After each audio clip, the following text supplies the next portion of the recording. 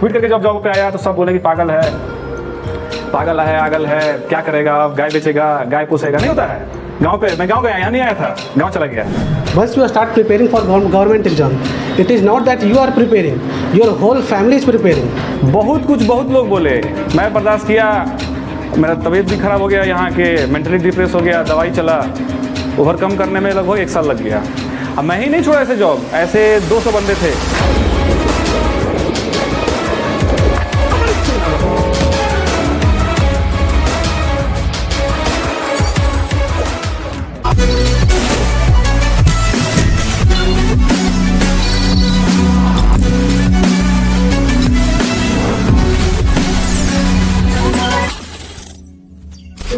सबसे पहले मैं अपना नाम बताऊंगा। मेरा नाम रोशन कुमार सिंह है। हम भोजपुर कॉलोनी में रहते हैं। ऐसे हम बिहार के हैं। मैंने स्कूलिंग अपना 10th किया कृष्णपुर स्कूल से, तेरेडी मोड़ से। उसके बाद मैं BSS 3rd गया सेक्टर 3rd में, वहाँ से 12th पास किया। साइंस से पास आउट हूँ।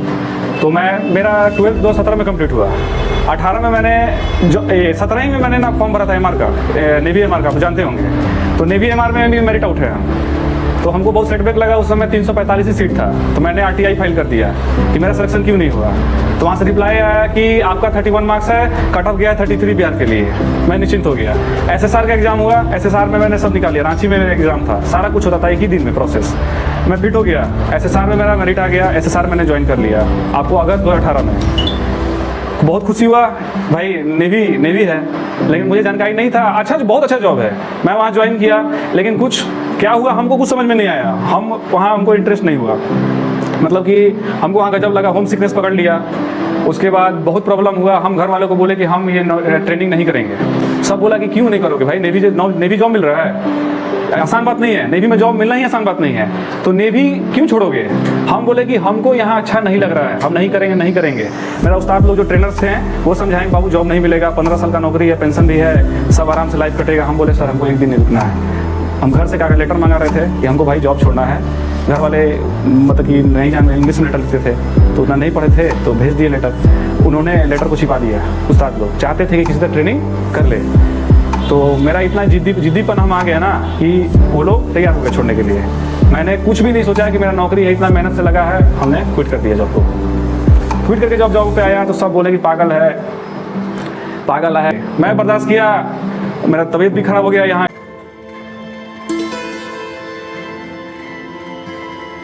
जॉब ऐसे 200 बंदे थे SSR छोड़ने वाले।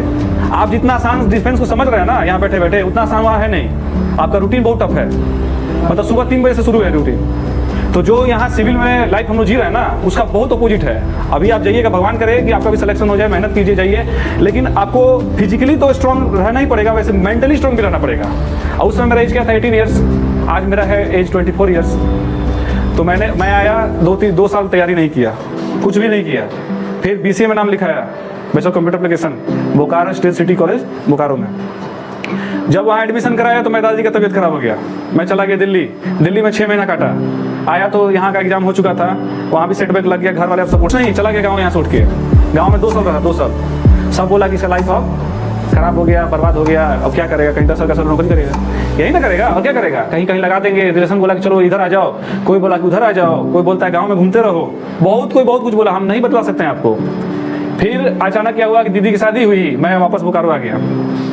तो आसाम राइफल्स का सुने होंगे आप लोग बारे में, रेडियो ऑपरेटर का फॉर्म निकला था। एक मेरा दोस्त बताया गाँव का कि तुम जाओ आसाम में, ठीक है, जितना नॉलेज है देखो एक बार ट्राई करके। तो आसाम राइफल्स का पहले कुक का फॉर्म भरा, उसमें सब पास कर गया, वहाँ रनिंग पास कर गया। लेकिन वहाँ इतना कम सीट था कि सिलेक्शन नहीं हुआ। हमको ट्रेड टेस्ट में छाट दिया। फिर मैंने हार नहीं माना। फिर मैंने आया, रेडियो ऑपरेटर का नाम कभी जीवन में सुना नहीं था, वो भी हवलदार है ये। तो फॉर्म भरा, उसके बाद सिलेक्शन देने गया नागालैंड, सुखोई सेंटर है, ट्रेनिंग सेंटर। वहाँ पे आपका फिजिकल हुआ, रनिंग हुआ, हाइट हुआ, चेस्ट हुआ, रिटेन हुआ, मेडिकल हुआ, सब पास कर गया। मेरिट में छट गए। हम छठे, एक और लड़का छठा है, रिंकू नाम है उसका, नरेंद्र, जो आज सेलेक्टेड आसाम राइफल्स में। दोनों छठे। कब उसका रिजल्ट आया था? आपको नवंबर 12 को रिजल्ट आया था। एक मेरा दोस्त बहुत खुश था, चलो इसका नौकरी नहीं हुआ। यहाँ का नहीं, गाँव का, जो हमको बतलाया था ना कुक का फॉर्म का, वही खुश था कि इसका नौकरी नहीं हुआ। हम जानते तरह नहीं होगा। लेकिन उससे पहले अच्छा क्या बात था ना कि जब हम वहाँ से फिजिकल देके आए थे ना, तो BSF का फॉर्म निकला था। BSF रेडियो ऑपरेटर का, यहाँ भर चुके थे। इतना कॉन्फिडेंस था ना कि ठीक है भाई, नहीं होगा इसमें जाएंगे, एग्जाम दे देंगे। तो हुआ क्या, फॉर्म भर दिया, हजारीबाग सेंटर दे दिया था रिटर्न का, गया एग्जाम दिया, रिटर्न रिजल्ट आ गया, 10 गुना रिजल्ट देना था उसको, 946 सीट था, 9,500 रिजल्ट मिला, उसमें मेरा नाम आया, बहुत खुश थे। हाइट लॉन्ग जंप है, सॉरी लॉन्ग जंप नहीं है, हाई जंप है 3.5 फीट, लॉन्ग जंप भी है 11 फीट का। आपको 3 चांस मिलेगा दोनों अटेम्प्ट में, किसमें, हाई जंप में और लॉन्ग जंप में, ठीक है। उसका चेस्ट मेजरमेंट हुआ तो मैं बहुत भाग्यशाली था कि जो कि बच गया। वहाँ पे सिलेक्शन टफ चल रहा था, कहाँ पे, हजारीबाग में। मेरे सामने ही कितने बंदे छट गए चेस्ट में, लेकिन उस समय DIG का माथा घूम गया, हम मेरा चेस्ट नाप दिया। नौकरी लिखा था मिलने का। उसके बाद मेडिकल हुआ, मेडिकल फिट हो गया, मेरिट आ गया। अभी हम फिलहाल में बेंगलोर में ट्रेनिंग कर रहे हैं। आपको ये लंका जगह है और BSF के पद पर हैं। अब खुशी की ये बात है कि देखिए आप लोग जो खासकर लड़कियाँ, उसमें 14 लड़कियाँ भी हैं, रेडियो ऑपरेटर से सिलेक्टेड है। सोच लीजिए कि इतना टफ ट्रेनिंग भी कर रही हैं, तो मतलब आप लोग भी कर सकते हैं, हम ये बोलना चाह रहे हैं। 946 में से 14 सिर्फ लड़कियां, आप समझ जाइए डाटा क्या है। मतलब कि लड़की लोग ज़्यादा ध्यान नहीं दे रही है। ऐसा नहीं था कि उन लोगों का सीट रिजर्व है कि लड़कियां 14 ही सीट लेंगी, होता है ना कि जिसमें सीट अलॉट होता है, इसमें मेरिट पे था। आप मेरिट में आ जाइए, आपको सिलेक्शन हो जाएगा। जो भी बात बोलें ये आपके लिए एक मोटिवेशन के साथ टॉनिक का काम करेगा। आप लोग का क्या होता है, एक एग्ज़ाम फेल करें तो क्या होता है कि आप डिप्रेस हो जाते हैं। तो देखिए, एक एग्ज़ाम को लेकर, एक एग्ज़ाम आपका फ्यूचर डिसाइड नहीं करता है कि आपका एक एग्ज़ाम हो गया तो आपका सिलेक्शन नहीं हुआ। आप इनका यहाँ के बारे में सुने कि कैसे इनको फेलियर को ओवरकम किया। आप लोग के साथ भी ऐसा कभी कभी होता होगा।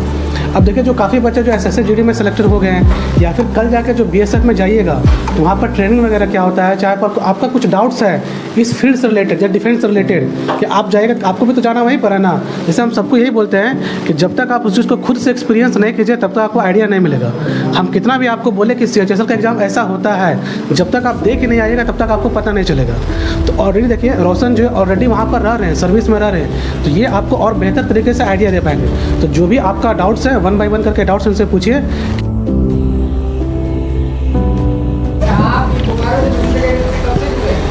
हम ये डिफेंस एकेडमी से अंकज भैया के माध्यम से जुड़े हैं, और ये मैं नहीं बता पाया कि इसमें मदद कौन कौन किया। आखिर फिजिकल में तो मेरे पीछे आगे बैठे हैं अंकज भैया बैठे हैं, उन्होंने मेरा हेल्प किया। प्रशांत है, उन्होंने मेरा हेल्प किया। नरसिंह भैया हैं, अभी शायद नहीं हैं, आने वाले हैं, उन्होंने भी मेरा हेल्प किया। हिमांशु है, उन्होंने हमारा हेल्प किया।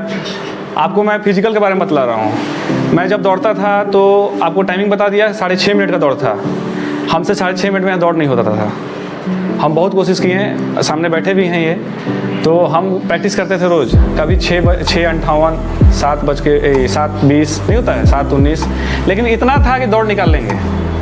क्योंकि बिहारी और झारखंड में ये है कि कुछ नहीं करेंगे तो दौड़ निकाल कर तो पक्का आएंगे, ये जुनून रहता है। ठीक है, आगे छट जाएंगे वो मंजूर है, लेकिन फील्ड जो रोज जा रहा है, अगर वो दौड़ निकाल के नहीं आया तो उससे बड़ा बेइज्जती की बात नहीं है। आपको भी लगेगा, जब आप दौड़िएगा सब बोलेगा दौड़ छट के आ गया, और कुछ नहीं, चलो रिटर्न हो गया, नहीं पढ़ा होगा, मन नहीं लगाया होगा तो नहीं हुआ होगा।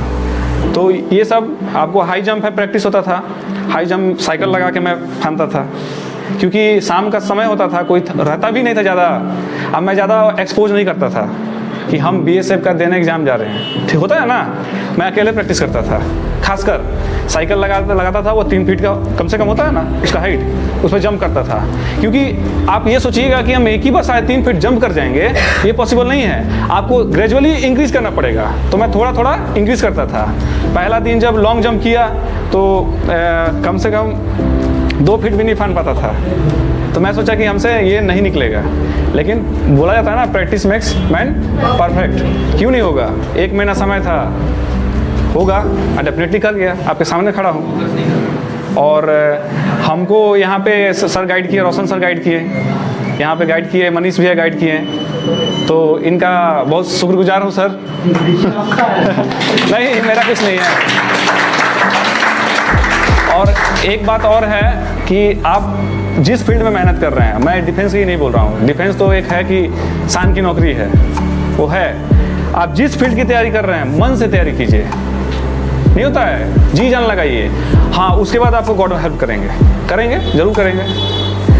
आप बस प्रैक्टिस, ये बहुत सारे समाज में ये भावनाएं भी हैं कि अरे इससे क्या होगा। बहुत लोग बहुत बोलता था कि पागल है, आगल है, घूमते रहता है, कुछ नहीं करेगा। आज कोई बोल के दिखा दे, आज 3 फीट दूर खड़ा रहता है। क्यों? आपके पास गवर्नमेंट जॉब हो गया। भगवान नहीं है, गवर्नमेंट जॉब कोई भगवान नहीं है, लेकिन आपका एक स्टेटस बना देगा, आप समाज से कट जाएंगे। भगवान करे सबका जॉब हो। मैं यही बोल रहा हूँ कि आप प्रैक्टिस कीजिए जिस फील्ड में। मैं डिफेंस की बात नहीं बोल रहा हूँ। एक मेरा दोस्त बैठा हुआ है पीछे, प्रशांत, वो बहुत मेहनत किया, असम राइफल्स में गया, लेकिन मेडिकल अनफिट हो गया, तो वो उदास रहता है। हम बोले क्यों उदास रहेगा भाई, क्यों? वो अब मेहनत करो, फिर से होगा, नहीं होगा सिविल लाइन में होगा। नौकरी की ज़रूरत सबको है, ये मानना है। लेकिन जब मैं वहाँ से छोड़ के आया ना नेवी, उस समय मैं आपको बतला दिया ना कि मुझे दुनियादारी नहीं पता था। 18 साल का मतलब 12th पास किया, जॉब लग गया, तो उसका वैल्यू भी नहीं पता चला। आपको गवर्नमेंट जॉब का वैल्यू कब पता चलेगा? आप ठोकर खाएंगे तब, जाएंगे छटेंगे, नहीं होगा, मेरिट छटेंगे तब ना पता चलेगा।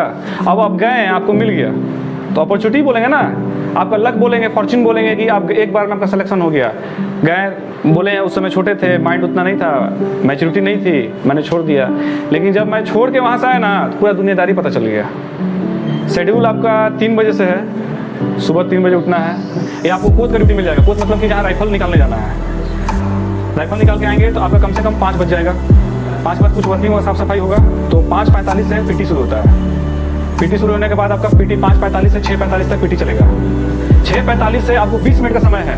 अपने बैरक में जाना है, ड्रेस बांधना है, मेस में लग के खाना भी खा लेना है, अपना सब कुछ सूट भी पॉलिश कर लेना है। ये सेविंग क्लीन होना चाहिए, इसका रोज चेक होता है। और उसके बाद आपको फाइल बना के आना है। अकेले तो आप दौड़ नहीं सकती वहाँ पे।